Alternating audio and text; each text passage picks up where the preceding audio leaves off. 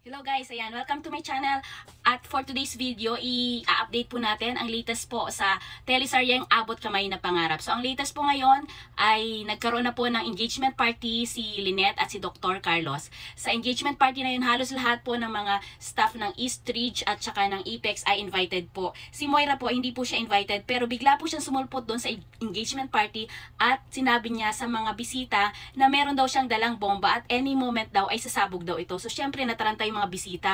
Kasama na sila Annalyn, sila Lynette, si Dr. Carlos, sila RJ, sila Chang Susan, lahat sila doon nataranta dahil syempre nga naman pag pinasabog ni Moira yon, ano na magaganap. Pero nagulat sila dahil hindi pala totoong may dalang bomba si Moira. Si Moira kasi parang nadidepress na, so yung utak niya parang wala na siya sa matinong pag-iisip.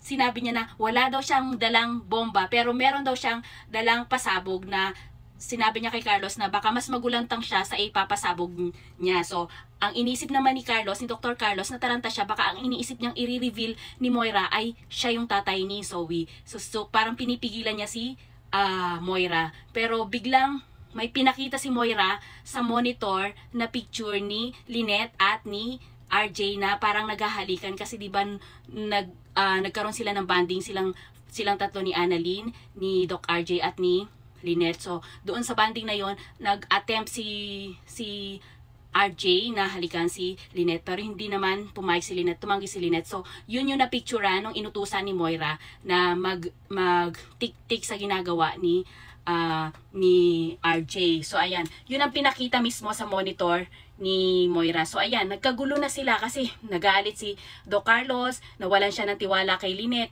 Tapos, si RJ naman parang nag-guilty siya. Si Annalyn, mix ang emotion. Si Moira naman, tuwang-tuwa sa ginawa niyang kalokohan. So, ayan, sinabi naman ni Lynette na hindi daw totoo. Sinabi niya yung kay Carlos. Pero si Carlos parang hindi na siya mapaniwala ni Lynette. At eto pang Moira ay sinasabi niya na kung magbaback out daw si Carlos, meron siyang susi at umalis na lang si Carlos. Yun nga, sa sobrang insecure at walang tiwala na si Carlos kay Lynette, umalis siya, nag-walk out siya from the engagement. So, ayan, ang sakit-sakit noon kay Lynette dahil wala naman talaga siyang kasalanan. At ang lahat ng bisita, parang nawindang din. Hindi din nila alam kung ano yung totoo. So, nung gabi na, kinausap ni Annalyn si Doc RJ at tinanong niya kung ano talaga ang totoong nangyari. At inamin naman ni Doc RJ na nag-attempt siyang halikan si Lynette pero umiwas si Lynette. So, nagalit si Annalyn sa tatay niya dahil sinabihan na niya na stay away na siya kay Lynette dahil masaya na ito kay Dr. Carlos. At pumunta naman si Doc RJ kay Lynette at kay Doc Carlos habang nag-uusap sila para ipaliwanag na siya ang may kasalanan.